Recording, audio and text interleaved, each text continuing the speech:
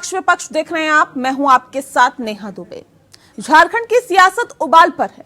हेमंत सोरेन की एक दिन की जेल हुई है। शुक्रवार को रिमांड पर फैसला होगा। हेमंत सोरेन की गिरफ्तारी के बाद झारखंड में सियासी हलचल लगातार बढ़ती जा रही है। राज्यपाल को 43 विधायकों का समर्थन पत्र सौंपा गया है। वहीं राज्यपाल आज मिलने के लिए उन्होंने बुलाया है, जिसके बाद 5 विधायक चंपई सोरेन के साथ राज्यपाल से मिलने राजभवन पहुंचे। राज्यपाल को 43 विधायकों का वीडियो दिखाया गया और शपथ ग्रहण के लिए समय मांगा गया। वहीं बढ़ती सियासी गहमागहमी के बीच अब सूबे की सियासत एक बार फिर से रिजॉर्ट पॉलिटिक्स की ओर बढ़ती हुई दिखाई दे रही है।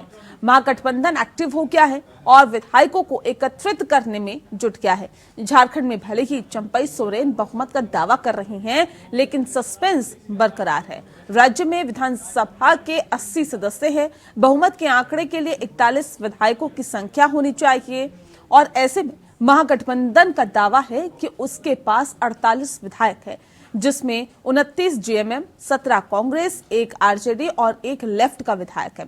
वहीं बीजेपी के 26, एजेएसयू के 3, एनसीपी का 1 और 2 निर्दलीय विधायक हैं।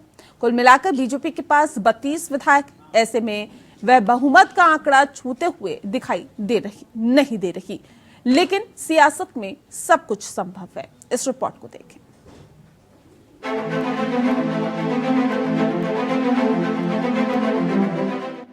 जो होना था वो हो गया। झारखंड के पूर्व मुख्यमंत्री हेमंत सोरेन ईडी के शिकंजे में आ ही गए। कथित भूमि घोटाले से संबंधित मनी लॉन्ड्रिंग मामले में प्रवर्तन निदेशालय ईडी ने उन्हें बुधवार रात गिरफ्तार किया था। रांची स्थित ईडी कार्यालय से पीएमएलए कोर्ट लाया गया, जहां उनकी पेशी हुई। कोर्ट ने सोरेन को एक दिन के लिए न्यायिक हिरासत में भेजा है। इस मसले पर शुक्रवार को दोबारा सुनवाई होगी। कोर्ट के अंदर में एक दिन के लिए फिर से जुडिशियल रिमांड पे माननीय मुख्यमंत्री जो एक दिन के लिए माननीय मुख्यमंत्री ने इस्तीफा दे दिया है। उसके बाद फिर से एक दिन के लिए जुडिशियल कस्टडी में उनको भेज दिया गया है। रिमांड की मांग 10 दिन के लिए की गई थी, लेकिन अभी फिलहाल के लिए एक दिन के लिए उनको जुडिशियल कस्टडी में भेजा गया है। सोरेन ने ईडी की ओर से अपनी गिरफ्तारी को चुनौती देने के लिए सुप्रीम कोर्ट का रुख किया है। उन्होंने पहले झारखंड हाई कोर्ट का रुख किया था, लेकिन याचिका वापस ले ली गई। शीर्ष अदालत के सामने अपनी याचिका में सोरेन ने कहा कि ईडी ने अपनी शक्ति का दुरुपयोग किया है और लोकतांत्रिक रूप से निर्वाचित राज्य सरकार को अस्थिर करने के लिए दुर्भावनापूर्ण तरीके से काम किया। वहीं बीजेपी ने हेमंत को अपने निशाने पर ले लिया। भारत के अंदर जो भ्रष्टाचार की इतनी जड़ें गहरी हुई हैं, उसकी गहराई में जाकर के विचार करें तो राजनीति है। राजनीतिक क्षेत्र के अंदर जो करप्ट नेता हुए हैं वो है, और राजनीतिक क्षेत्र में काम करने वाले लोगों के भ्रष्टाचार में लिप्त होने के कारण से हर क्षेत्र में जो है आज करप्शन दिखाई देता है। और आदरणीय मोदी जी ने ये जो भ्रष्टाचार के खिलाफ जो मुहिम चलाई है, और उस कड़ी में तमाम लोग जो हैं उस जाल में फंस रहे हैं, उसी में एक हेमंत सोरेन है। तो राजनीतिक क्षेत्र में स्वच्छता अभियान ये सफल हो जाएगा तो हमारा निश्चित मत है पूरे देश के अंदर पूरा देश जो है स्वच्छ हो जाएगा।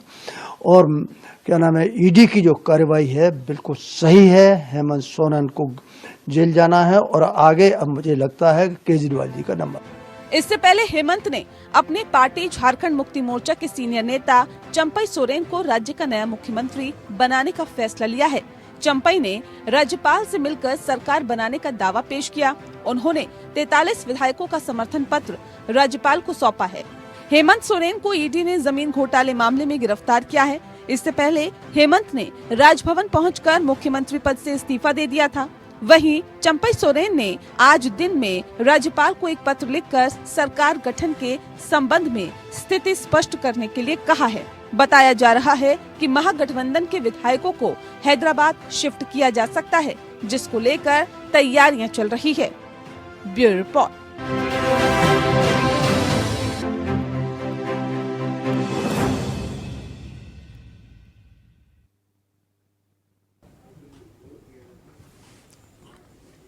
जी हाँ, तो आपको बता दें कि पक्ष विपक्ष में दरअसल बात झारखंड की होगी, क्योंकि झारखंड में जिस तरह से रिजॉर्ट पॉलिटिक्स अब शुरू हो गई है, ये एक बड़ा सवाल है कि आखिर इससे कैसे निकला जाए और इस पॉलिटिक्स के क्या मायने निकाले, ये भी एक बड़ा सवाल हो जाता है।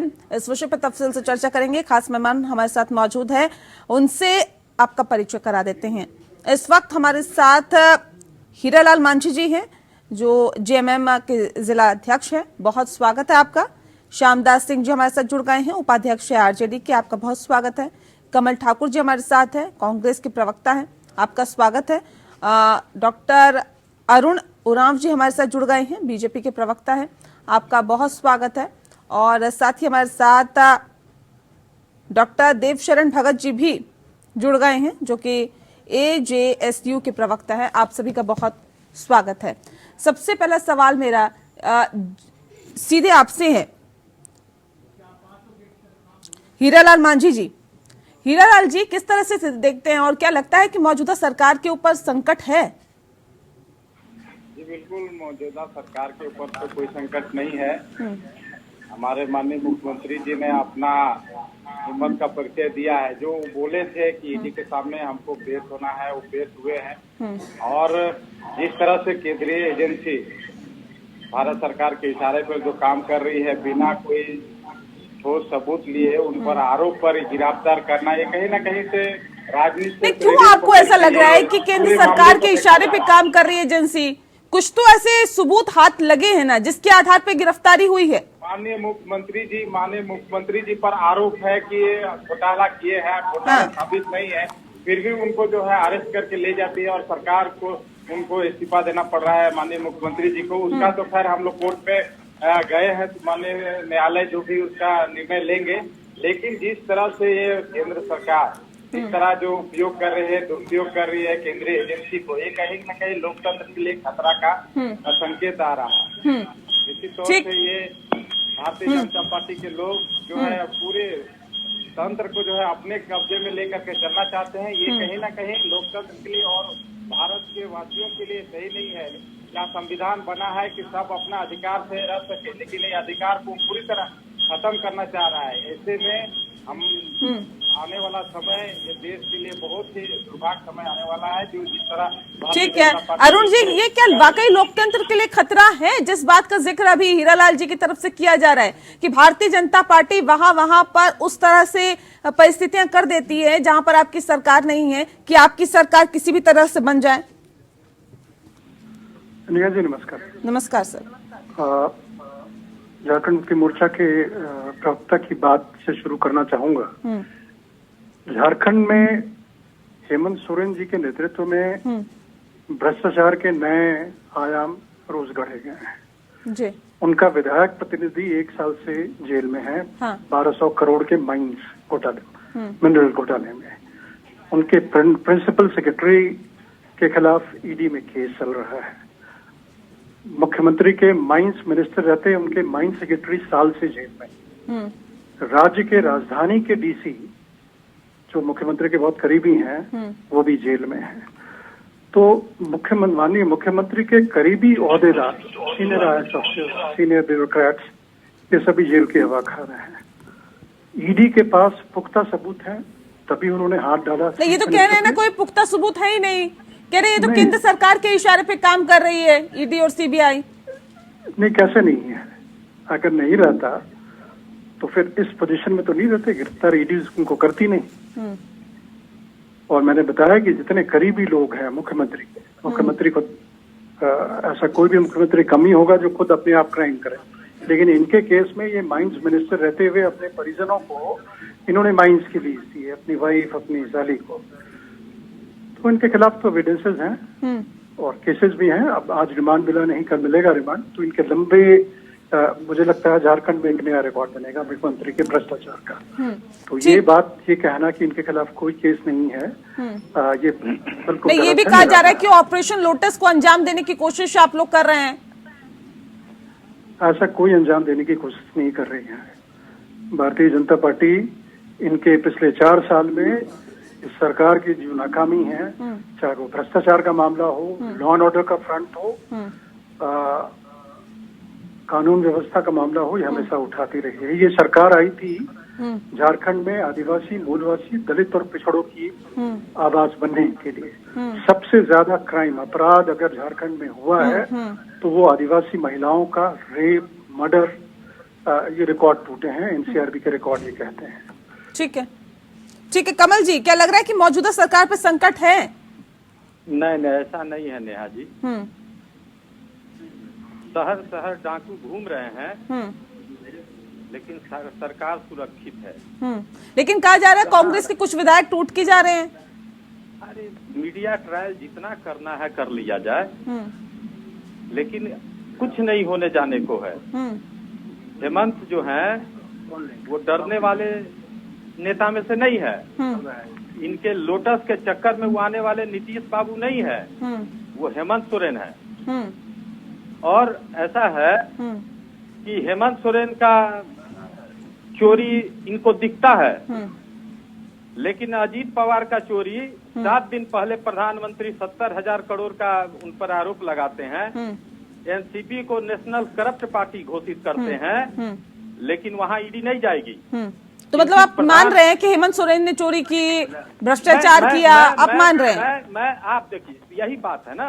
नहीं, मैं पूछ रही हूँ सर आपसे, आप मान रहे हैं? आपने कहा कि वो दिखते नहीं है, ये दिखती है, तो मतलब जो दिख रहा है वो सही है क्या? ये पूछ रहे हैं। हम कह रहे हैं कि आपको केवल विपक्ष के नेताओं पर ही ईडी दिखती है, प्रधानमंत्री को। हाँ। हेमंत बिश्व शर्मा क्या कांग्रेस में जब थे तो उनसे महाचोर कोई नहीं था।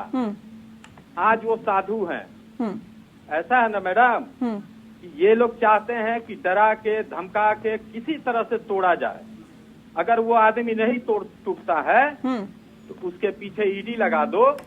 अरे आप जो है ना, ये ईडी को हमको दे दीजिए 10 घंटा के लिए। ठीक है। मोदी जी भी जेल में रहेंगे, शाह जी भी जेल में रहेंगे। अरुण सर जो है बड़े अफसर रहे हैं, कम से कम उनको यह जानकारी होना चाहिए कि हेमंत सोरेन कभी भी आदिवासियों के साथ छल नहीं करेंगे। इनके मुख्यमंत्री शिवराज सिंह चौहान जब थे मध्य प्रदेश में, तो एक आदिवासी लड़के के ऊपर में लोग पेशाब कर दिया था। ये क्या बात करेंगे? ये लोग केवल झूठ। तो फिर क्यों लग रहा है सर कि विधायक टूट के चले जाएंगे? ये रिजॉर्ट पॉलिटिक्स क्यों हो रही है सर? अरे तो हमने आपको पहले बोला कि शहर शहर डाकू घूम रहे हैं, मैं अपने सामान की सुरक्षा कर रहा हूँ, तो क्या गलती कर रहा हूँ? मतलब लग रहा है आपको कि ऐसा हो सकता है कि आपके विधायक टूट के चले जाएं? आप समझिए, आप देख लीजिए ज्योतिरादित्य सिंधिया के साथ करके इन्होंने मध्य प्रदेश की सरकार को गिरा दिया। आज उद्धव ठाकरे के साथ इन्होंने क्या किया? ये जहां भी पैर डालेंगे, इनके लोग एकदम गंगा में नहा के आते हैं और बाकी लोग गड्ढे में नहाते हैं। पहले इनको ये तय करना होगा कि सत्ता पक्ष में भी कल्पित लोग हैं कि नहीं। आप ट्रायल करके किसी को चोर बता देते हैं और साबित आदमी जिसको प्रधानमंत्री साबित करते हैं कि 70,000 का चोर है, उसके पीछे ईडी नहीं जाएगी। शुभेंदु अधिकारी के पीछे ईडी नहीं जाएगी। ठीक है। श्यामदास जी, कैसे से देखते हैं? क्या वाकई आपको लग रहा है कि दिक्कतें बढ़ती जा रही है फिलहाल मौजूदा सरकार की? नमस्कार मैडम जी। नमस्कार।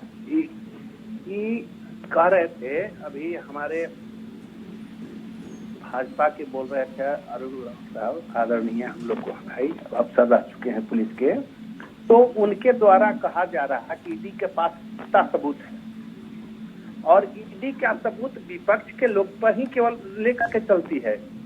अभी सबूत कैसे है? सबूत तब जब कोर्ट में ट्रायल होता है तब होता है कि सबूत के आधार पर चाहे कुचल होता है और चाहे बरी होता है। कभी पुख्ता सबूत कहने का तो मतलब नहीं हुआ, क्योंकि ईडी पहले से ही परेशान किए हुए थे। हमारे गठबंधन के जो मुख्यमंत्री हैं आदरणीय हेमंत सोरेन जी, इनको दिल्ली में जब 31 तारीख को डेट दिया हुआ था, आनंद फानंद की कहाँ मिल जाए, कब अरेस्ट करें? जब पहले FIR नहीं हुआ था, अरेस्ट करें क्यों? इनके भाजपा के लोग के संविधान दिखता है और न भारत का कोई भी लोकतंत्र का संविधान से देश चलता है और लोकतंत्र में संविधान सबके लिए बराबर है। तो अभी हमारे गठबंधन के भाई बोले, बहुत अच्छा बात बोले कि क्या विपक्ष में जहाँ जहाँ सरकार है वहीं भाजपा को दिखाई देता है भ्रष्टाचार। अभी हेमंत बिस्वा के नाम लिए, येदुरप्पा माइनिंग केस में फंसे हुए थे, उनको अभी तक कुछ नहीं हुआ, क्योंकि ईडी नहीं जाएगा उन लोगों के पास। अजीत पवार के मैटर में वही बात है, शिवराज सिंह चौहान पर भी वही मैटर लगा था। और इसके बाद अनेकों ऐसा केसेज है जो बीजेपी के लोग पर है, लेकिन ठीक है। अरुण जी आपका जवाब देना चाहते हैं। अरुण जी जल्दी से कुछ कहना चाह रहे थे, जल्दी से जवाब दीजिए। देखिए नेहा जी, जो हमारे साथी कह रहे हैं पैनल में कि भाई दूसरे की चोरी को पकड़ो, हमारी चोरी को छोड़ दो आप, ये आपने भी ये कहा बात। मुख्यमंत्री के पद पे हैं, शीर्ष नेतृत्व है राज्य के, और उस पे ईडी हाथ डालने से पहले, किसी भी राज्य का मुखिया को हाथ डालने से पहले ईडी 10 बार, कोई भी सेंट्रल इन्वेस्टिगेटिंग एजेंसीज को 10 बार सोचना पड़ता है। 10 समन इनको दिए गए, इतना संयम बरता है। गिरफ्तारी करने की इतनी जल्दी थी तो तीसरे समन के बाद ही चौथी समन के पहले उनको गिरफ्तार कर लिया गया होता। इतना मौका क्यों दिया गया? ये मौका इसलिए दिया गया कि आप अपनी बात तो रखिए, और अगर आप पाक साफ हैं तो इन्वेस्टिगेटिंग एजेंसी से भाग क्यों रहे हैं सर? आप आइए सामने और खुल के और निर्भय होकर अपनी बात रखिए। और इतना ज्यादा चिंता है कि भाई इनजस्टिस हो रहा है इनके साथ, तो इस देश में, इस राज्य में हायर कोर्ट्स हैं, उनके शरण में आप गए हैं ना अभी। ठीक है हीरालाल मांझी जी, अब सवाल इस बात को लेकर भी है ना सर, 1 नहीं 2 नहीं 10 सम्मन दिए गए सर, उसके बाद भी ईडी ने घर आके पूछताछ की। अब सवाल इस बात को लेकर है ना कि तमाम चीजें अगर हम देखें, अगर ये कहा जाए कि देखिए बेवजह फंसाया जा रहा है, तो सही बात है, दूध का दूध पानी का पानी हो जाना चाहिए। अगर आप पाक साफ है तो आपको तो किसी चीज से डर लगना ही नहीं चाहिए।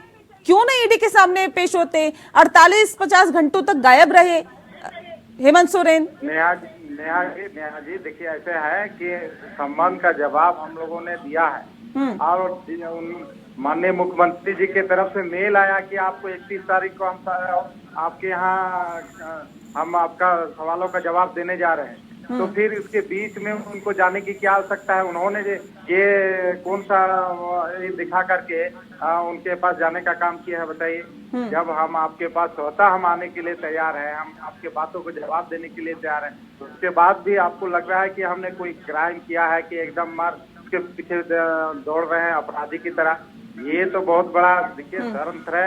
और पूरा इस तरह में भारतीय जनता पार्टी जो केंद्रीय नेतृत्व है इनका, मैं ये कह रही हूँ कि अगर आपने क्राइम नहीं किया है, आप भ्रष्टाचार में लिप्त नहीं है, तो सवालों के जवाब से बचने की जरूरत क्या है? वो 50 घंटे बचने वो 50 घंटे कहाँ गायब थे हेमंत सोरेन? भारतीय जनता पार्टी कह रही थी भगोड़े हो गए हैं। देखिए कहीं नेहा जी, हम लोगों ने तो बताया कि कोई भी व्यक्ति अपना निजी काम से कहीं जाता है तो उसको गायब नहीं होते हैं। अब उसको हर एक चीज को हम भारतीय जनता पार्टी के लोगों को बताते चले कि हम कहाँ जा रहे हैं, क्या कर रहे हैं। राज्य के लिए कोई काम के लिए जाता है तो आदमी बोल के जाता है। लेकिन देखिए अब ये कहा जा रहा है कि आपकी सरकार संकट में है, कैसे बचाइएगा उसे? कोई संकट में नहीं है।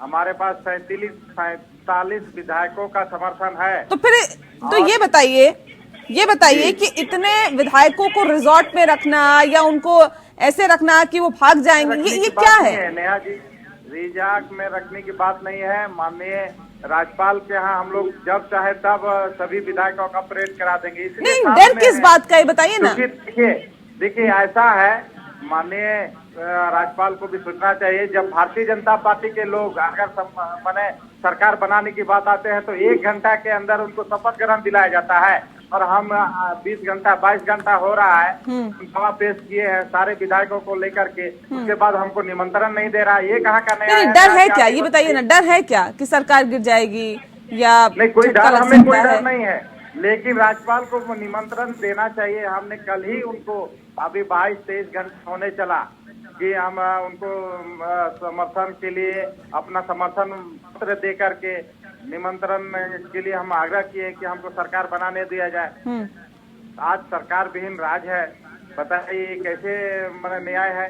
और वही अपना, अगर उनको बिहार की बात देखिए, नीतीश कुमार 1 घंटा के पहले देते हैं इस्तीफा, दूसरे घंटा में उनको शपथ दिलाया जाता है। ये कहाँ का न्याय है? 2 तरफा ये कैसे चल रहे हैं? तो केंद्र सरकार किस तरह से उपयोग कर रहा है अपने एजेंसियों को, तो आप इसमें देख सकते हैं। नेहा जी से बताइए। ठीक है, देखिए सीधे सीधे कहा जा रहा है कि अरुण जी, सीधे सीधे कहा जा रहा है कि पूरी तरह से चौतरफा घेरने की कोशिश भारतीय जनता पार्टी की तरफ से की जा रही है उन राज्यों में, खास तौर पे जहां पे आपकी सरकार नहीं है। और दूसरी बात यह कि धन बल का हर तरीके का इस्तेमाल किया जा रहा है कि साम दाम दंड भेद सभी तरीके अपनाए जाए, लेकिन अपनी सरकार बनाई जाए।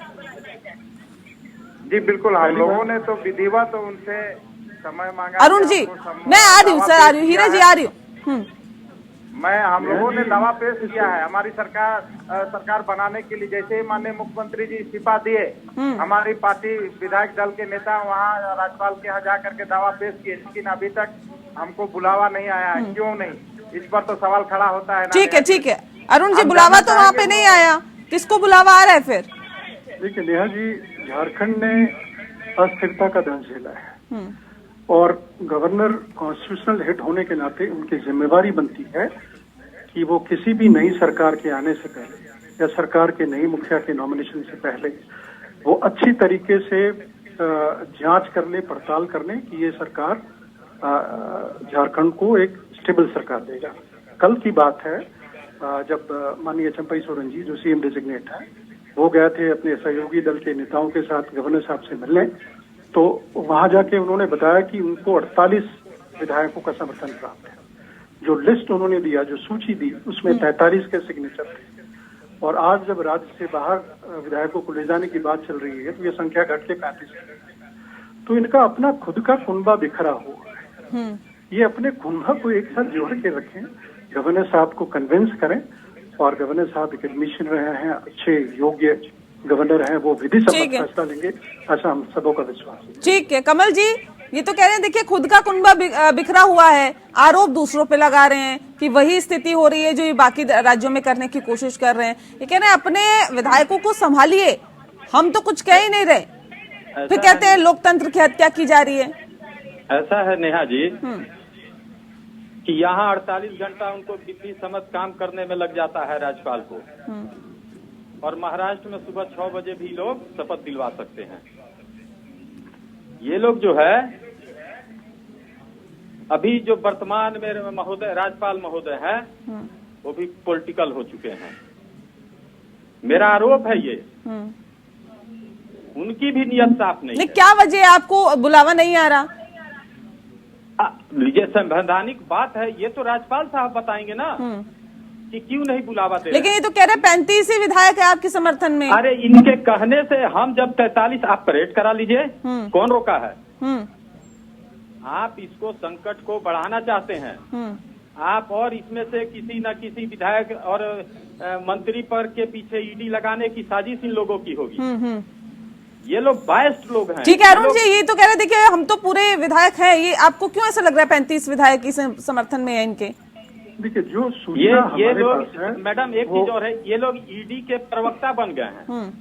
बीजेपी के लोग ईडी के प्रवक्ता हैं। ठीक है, ईडी क्या करने आएगी उससे पहले गोडा के सांसद को पता चलता। ठीक है, ठीक है, एक आखिरी कमेंट अरुण जी से जल्दी से। जी नेहा जी, मैं ये कह रहा था कि विश्वास रखें, बिल्कुल विधि सम्मत कार्रवाई होगी। और मैंने फिर पहले भी कहा था कि ये राज्य अनस्टेबिलिटी का शिकार रहा है। कहीं ऐसा तो नहीं कहना चाह रहे कि विश्वास रखे सरकार हमारी ही बनने जा रही है? वही बात है, डकैत घूम रहे हैं। नहीं ऐसी बात नहीं है, ऐसी बात। ये जो 35 की बात मैं कह रहा था, ये आपके सोर्सेज से ही, channels, print media, electronic media और जो इन्फॉर्मेशन चैनल्स हैं उनसे ही मैंने कलेक्ट किया है। तो ये सूचना गवर्नर हाउस, राजभवन भी पहुंचा होगा, ये मैं कह रहा हूँ। कुछ विधायक आपके संपर्क में है क्या? नहीं, हमारे संपर्क में कोई नहीं। तो सरकार नहीं बनाने जा रहे हैं? ये गवर्नर साहब डिसाइड करें। आपके पास बहुमत है क्या? नहीं, अगर हमारे पास बहुमत रहती तो आज हम विपक्ष में नहीं रहते, सरकार में रहते। नहीं, बहुमत तो वहां पे भी नहीं था ना जहाँ पे आपने सरकार बना ली, इसलिए मैं पूछ रही हूँ, सवाल इसीलिए है सिर्फ।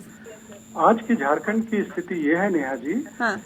और इस स्थिति में गवर्नर साहब बेस्ट जज हैं और उनको वो उतना अप्रोप्रिएट टाइम दिया जाए कि जितना इंफॉर्मेशन वो पुख्ता कलेक्ट कर सकते हैं वो कलेक्ट करें, जहाँ से भी उनके चैनल्स बहुत हैं, और झारखंड को एक मजबूत और स्थिर सरकार। चलिए, बहुत शुक्रिया आप सभी मेहमानों का हमारे साथ इस खास चर्चा में शामिल होने के लिए। पक्ष विपक्ष में फिलहाल के लिए इतना ही। नमस्कार।